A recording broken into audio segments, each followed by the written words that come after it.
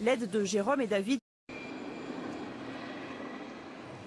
Quand on est venu, non, on n'avait rien, il n'y avait que les bâtiments en fait, qu'il était vide et que nous s'installer comme ça en fait dedans. On était à peu près 80 personnes en 2004. Léonard avait 14 ans quand il est arrivé en France. Comme des centaines, des milliers de Roms, il a fui la misère et la discrimination dont est victime sa communauté en Roumanie. Il a connu les squats, les expulsions, la débrouille. On vivait de la mendicité en fait. Mendicité, nettoyage des pare-brise. Léonard s'est sorti de ce cauchemar depuis 4 ans déjà. Il a trouvé ce que cherchent la plupart des gens qui sont là, un travail et une vie décente. L'aide de Jérôme et David lui a été précieuse. Ce sont les 2 médiateurs recrutés par la ville de Bordeaux. Ils connaissent toutes les familles, leurs histoires, leurs problèmes. Notre travail ici, il est je pense que déjà il est par être présent dans ces espaces-là où très peu de gens sont présents. Parce que toi, tu n'as pas de carte de séjour. Non.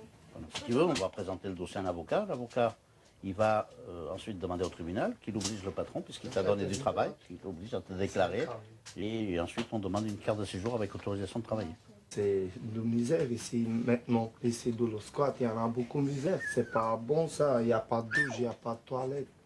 Il n'y a pas de travail. Toujours une merde. Obtenir un titre de séjour, c'est ce que tous espèrent ici, comme un sésame pour une nouvelle vie. En attendant, le squat est un passage obligé. Celui de l'avenue Thiers, déjà en partie évacué, sera définitivement fermé cet été. Un drame pour les familles qui ne seront pas relogées. On vit actuellement la situation d'une autre famille qui tous les jours fait le 115, parce que son squat a été fermé. Je peux vous dire que une place dans un squat où il y a l'eau, l'électricité, c'est enviable. Parce que ça permet aux gens de se stabiliser. Et quand on est un peu plus stable, on peut repenser à scolariser ses enfants, à se soigner, à chercher du travail. Dans la communauté urbaine de Bordeaux, on compte une vingtaine de squats où vivent près de 800 Roms, bulgares et roumains. Cette communauté venue d'Inde au XIIe siècle, liée par sa langue, le romani et sa culture, n'a jamais vraiment été acceptée en Europe. En Roumanie, les Roms ont même été réduits en esclavage pendant 500 ans, jusqu'à la toute fin du XIXe siècle. Aujourd'hui, ils sont toujours catalogués comme fauteurs de troubles et rejetés. Pourtant, en France, la grande majorité des Roms est déjà très bien insérée, même invisible. Vous aurez dû partir avec la carte de séjour comme nous sommes. Avec la famille, c'est normal, toute la famille. Il y a ici des gens qui sont tout à fait aptes à occuper un emploi parce qu'ils ont des capacités professionnelles assez intéressantes, notamment dans le bâtiment. Je pense qu'il y a des gens qui n'ont rien à faire dans le squat, effectivement. Après, il y en a d'autres qu'on n'arrivera certainement jamais à intégrer parce qu'ils n'ont pas envie de vivre comme tout le monde et parce qu'ils ont aussi des activités qui sont beaucoup plus lucratives que d'aller au travail le matin. La situation est très complexe à gérer pour les autorités. À Bordeaux, l'adjointe aux nouvelles précarités, Alexandra Ciari, a pris le dossier Rome à cœur. C'est elle qui a eu l'idée d'embaucher des médiateurs. On a installé et instauré cette politique de médiation pour pouvoir prendre des décisions que nous assumons pleinement parce que cette connaissance nous permet de dire, voilà, dans telle situation les choses peuvent fonctionner, ces populations peuvent s'intégrer, dans telle autre elles ne le peuvent pas, et auquel cas on demande très clairement à la préfecture de trouver une solution pour que ceux qui ne rentrent pas dans ce processus d'intégration ne puissent pas rester dans notre ville.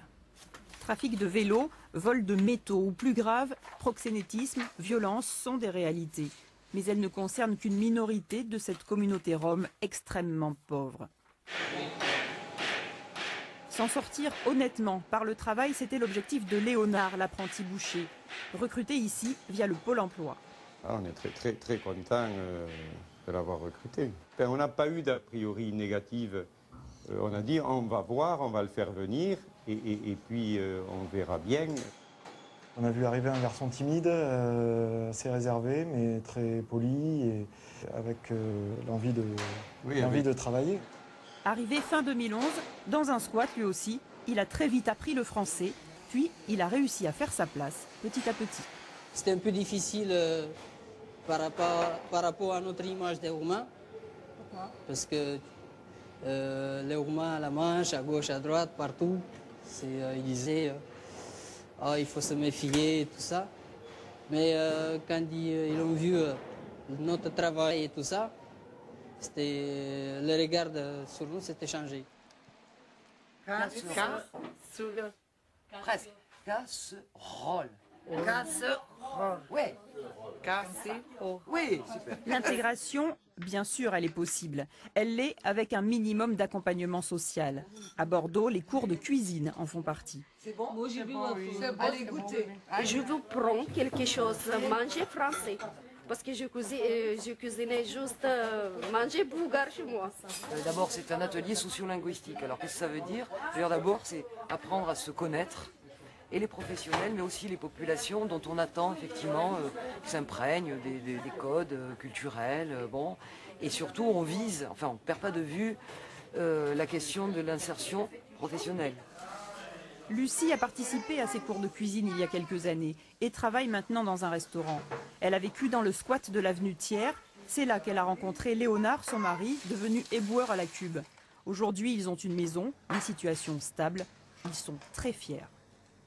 Si tu as envie de faire quelque chose, et si tu veux vraiment le faire, tu peux arriver.